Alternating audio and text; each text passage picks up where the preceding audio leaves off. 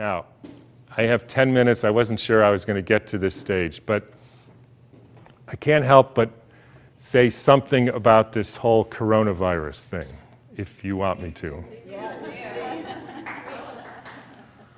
So, again, when you know Steiner, you have the answers to the test, but you have to then figure out the details. In 1918, after the biggest pandemic, the Spanish flu pandemic of 1918, Steiner was asked, what was this all about? And he said, well, viruses are simply excretions of a toxic cell. Viruses are pieces of DNA or RNA with a few other proteins. They bud out from the cell. They happen when the cell is poisoned. They are not the cause of anything. And the first way I would encourage you to think about this is if you are a famous dolphin doctor, right? And you have been studying dolphins in the Arctic Circle for hundreds of years, or at least a long time, and the dolphins were fine. And then they call you up, Fred, all the dolphins, or a lot of the dolphins, are dying in the Arctic Circle. Can you come and investigate? Right? And you have one question to ask. So, show of hands. How many of you would say, I want to investigate a dolphin to see the genetic makeup of that dolphin? Nobody, because that's stupid. How many of you would say, I want to see if this dolphin and that dolphin has a virus because it might be contagious and that's why all these dolphins are getting sick? That fellow.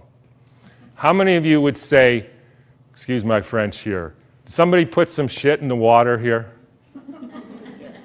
Like Exxon Valdez?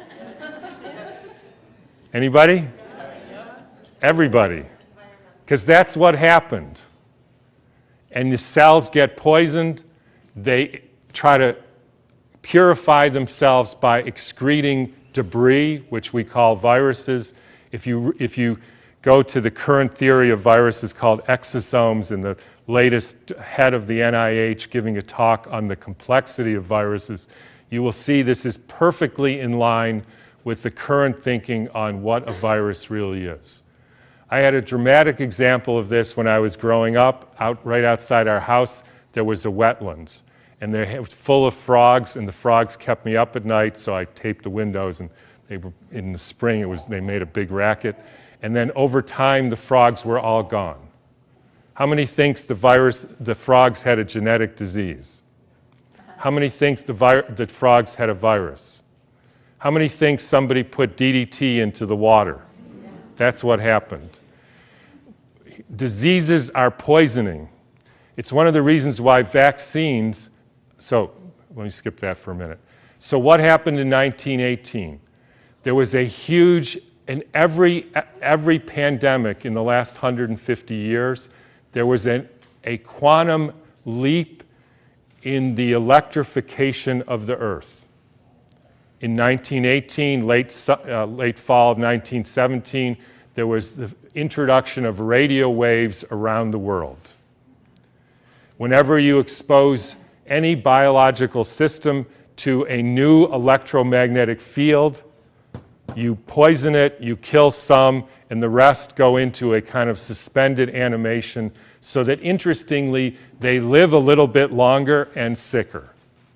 And then starts in World War II with the next pandemic with the introduction of radar equipment all over the Earth, blanketing the entire Earth in radar fields. First time humans have ever been exposed to that. In 1968, there was the Hong Kong flu, and it was the first time the Earth has a protective layer in the Van Allen belt, which essentially integrates the cosmic fields from the sun and the Earth, from the moon and Jupiter, etc., integrates that and essentially distributes that to the living beings of the Earth. And we put satellites emitting radioactive frequencies in the Van Allen belt. Within 6 months, we had a new viral pandemic. Why viral? Because the people are poisoned, they excrete toxins, they look like viruses. People think it's a flu epidemic. In the 1918 epidemic, the Boston Health Department decided to investigate the contagiousness of this. So they, believe it or not, took hundreds of people with the flu and they sucked the snot out of their nose and injected it into the healthy people who didn't have the flu, and not one time could they make the next person sick. They did this over and over again, and they were not able to demonstrate contagion. They even did it with horses who apparently got the Spanish flu, and they put bags over their head, and the horses sneezed in the bag, and they put the bag over the next horse, and not one horse got sick. You can read about this in a book called The Invisible Rainbow by Arthur Furstenberg, who chronicles all the steps in the electrification of the earth and how within 6 months there was a new flu pandemic all over the world. And when you hear the normal explanations, how did it go from Kansas to South Africa in 2 weeks? So the entire world got the symptoms at the same time, in spite of the fact that the mode of transportation was horseback and boats, and there's no explanation for it. They just say, we don't know how that happened. But when you think about it, with these radio waves and other frequencies that some of you have in your pocket and on your wrist, you can send a signal to Japan and it arrives instantaneously. So any of you who don't believe there is an electromagnetic field that communicates globally within seconds just is not paying attention to this. And I will only finish by pointing out that there has been a dramatic and quantum leap in the last 6 months with the electrification of the Earth. And I'm sure a lot of you know what that is. It's called 5G, where they now have 20,000 radiation-emitting satellites, just like the radiation-emitting thing in your pocket and on your wrist and that you use all the time. That is not compatible with health. I'm sorry to say it, it's not compatible with health. That is a water destructuring device. And for any of you who say, yeah, well, we're not electrical beings, we're just physical matter, then don't bother doing an EKG or an EEG or a nerve conduction test, because we are electrical beings and the chemicals are only the byproduct of those electrical impulses. And I'll finish with, anybody want to make one guess as to where the first completely blanketed 5G city in the world was? Exactly. So when you start thinking about this, we are in an existential crisis here, folks, the likes of which humankind has never seen. And I don't want to go all Old Testament prophet on you, but this is something that is unprecedented. The putting of 100,000 satellites in the very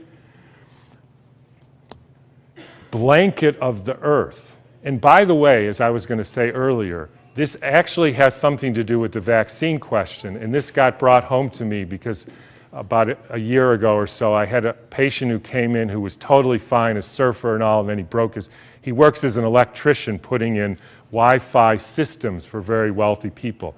Electricians have a very high mortality rate, but he was fine. And then he breaks his arm and he gets a metal plate put in his arm. 3 months later, he couldn't get out of bed and was total, heart irregularities, just total collapse. The susceptibility has to do with how much metal you have in your body, as well as the quality of the water in your cells. So if you start injecting aluminum in people, they become receptors for absorbing increased electromagnetic fields, and that is a perfect storm for the kind of deterioration of the species, which is what we're now experiencing. And I'm just going to finish with one more thing, which I like too, is a quote from Rudolf Steiner. And by the way, this was around 1917, so there was a different time. In times when there were no electrical currents, when the air was not swarming with electrical influences, we're talking 1917, it was easier to be human. For this reason, in order to be human at all today, it is necessary to expend much stronger spiritual capacities than was necessary a century ago. So I'll just leave you with whatever you can do to increase your spiritual capacities, because it's really damn hard to be a human being these days. So thanks for listening.